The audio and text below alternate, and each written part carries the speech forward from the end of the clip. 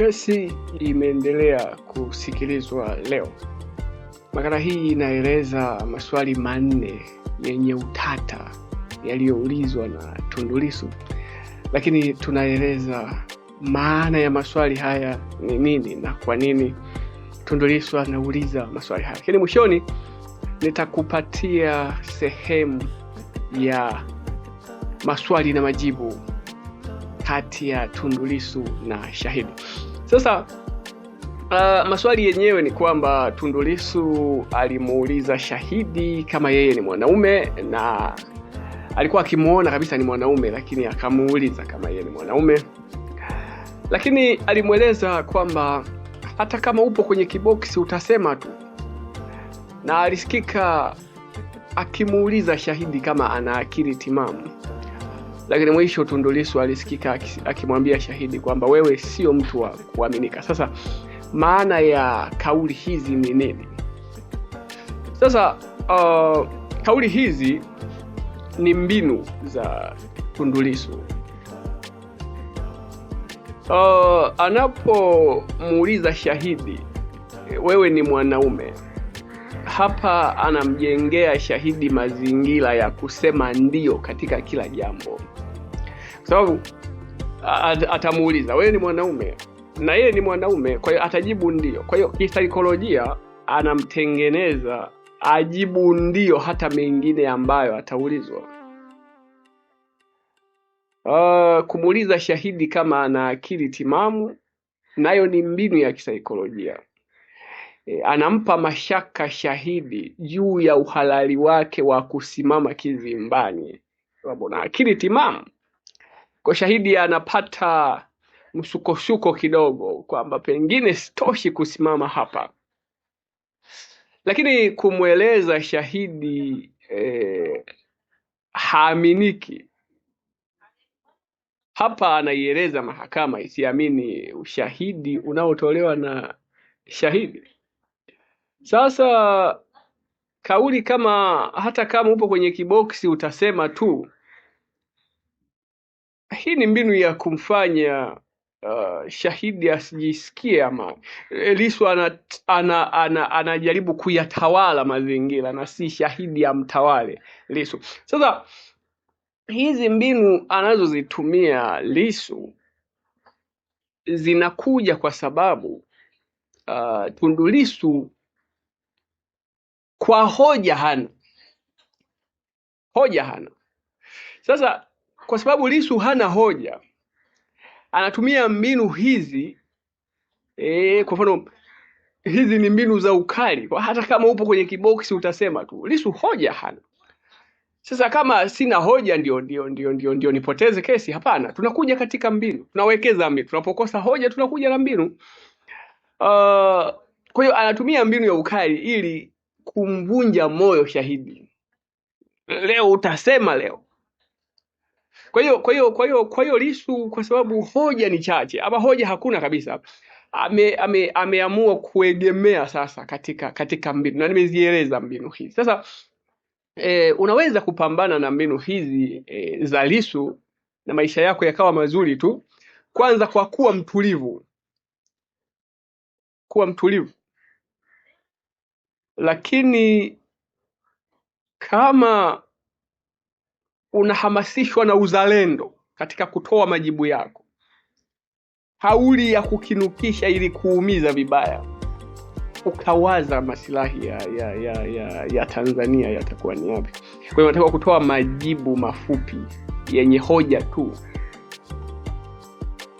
Majibu mafupi yenye hoja tu. Alafu mashahidi wanatakiwa wasikasirike.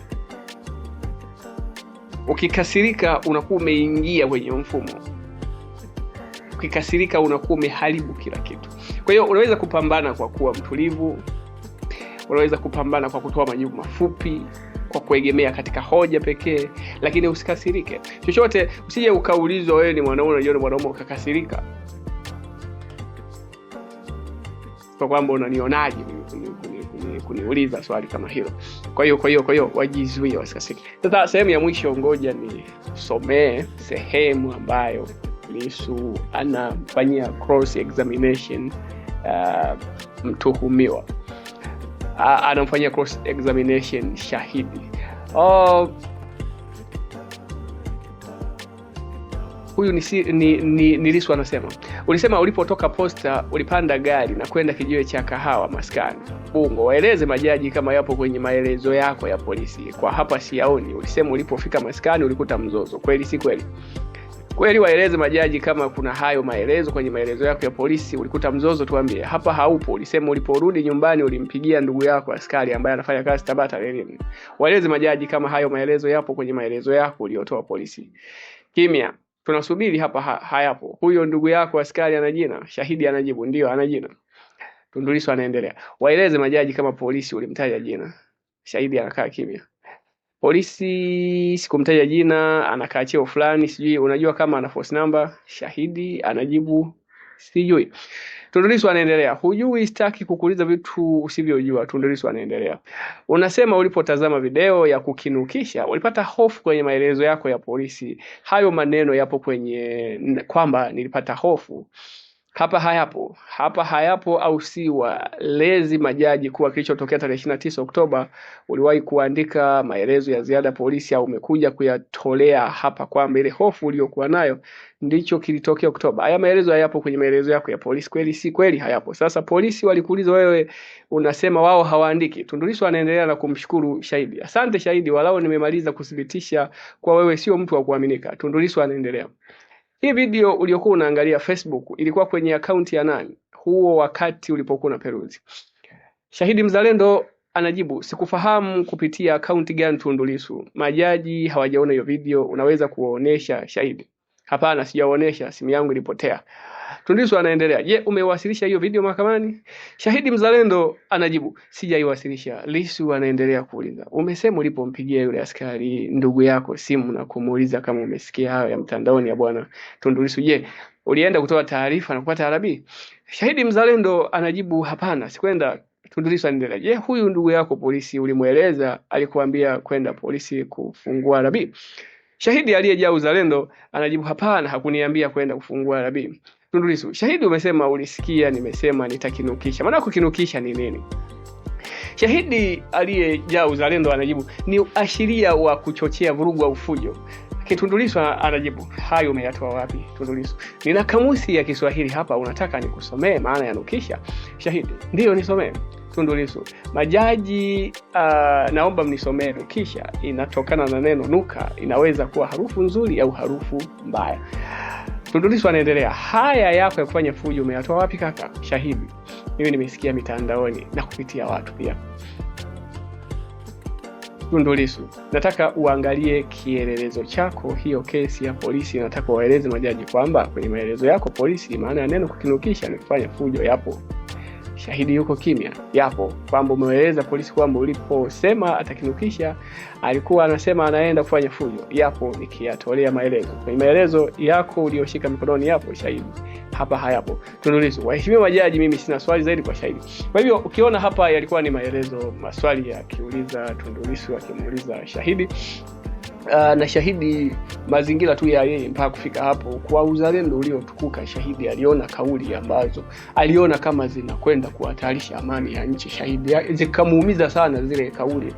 Aliona Tundu Lissu akisema kwamba tutakinukisha kweli kweli, no reform no election, hapata kuwa na uchaguzi.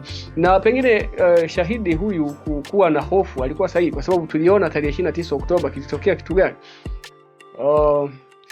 Basi asante kwa kumsikiliza mwalimu. Una maoni gani kwenye komenti? Sikiliza uweze kufunguka zaidi. Kwa siku njema.